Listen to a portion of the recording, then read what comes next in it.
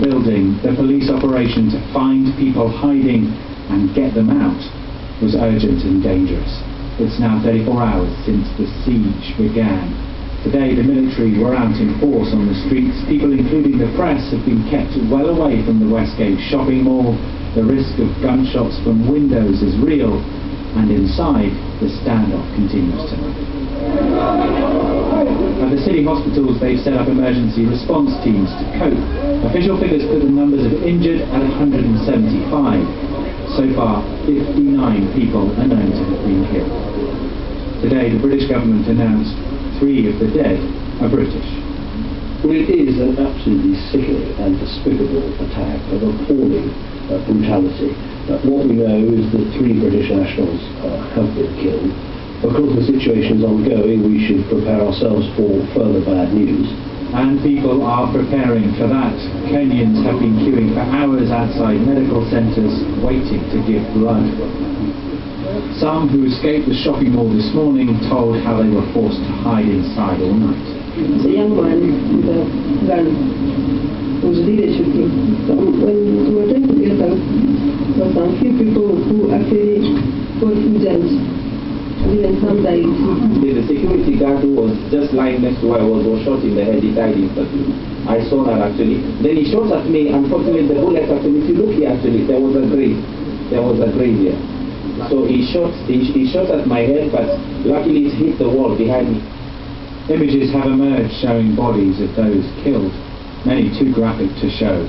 Yet putting together these and the testimonies of eyewitnesses is possible now to form an outline of what happened.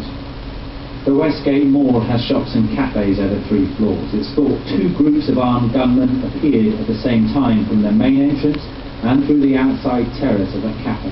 Reports say they threw grenades into shops before some attackers moved to the upper floors. A few shoppers managed to hide in the basement rooms of a bank, yet photographs show at least 2 were killed in the Burger Cafe. Tonight it's thought the police operation is now focused on the Nankumat supermarket on the ground floor. There are between 10 to 15 armed terrorists inside the building, as well as many unarmed, badly shaken, innocent civilians. We have reports of women as well as male attackers. We cannot confirm details on this. In the past hour, people claim they've seen helicopters landing on the roof of the Westgate Mall and the sound of large explosions.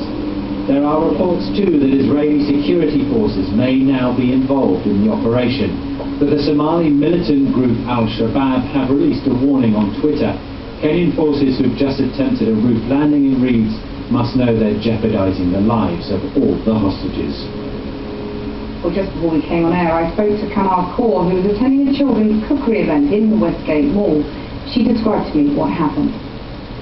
In my corner where I was, I had at least 30, 35 kids with me. Some few adults as well, but lots and lots of children over there. At that very moment, the guys came out. I don't know how many they were at that point because it was parking lot, so we were trying to shield ourselves around the cars, but in the corner. People were hysterical, obviously, and they threw 2 grenades at us and they shot at us. Now, while they were shooting at us, my son, who's 8 years old, just barely missed being shot at by 1 inch. I was watching all this in horror. My daughter put him down, and I was trying to pull the little boy next to him. Unfortunately, it bounced off the wall and it hit him in his neck, in his chest area, and he fell over, bleeding profusely. We all fell downwards. I was telling all the children to lie down flat, just lie down and not scream or shout and just keep calm. Kamal Kaur speaking to me just a few minutes ago about the attack.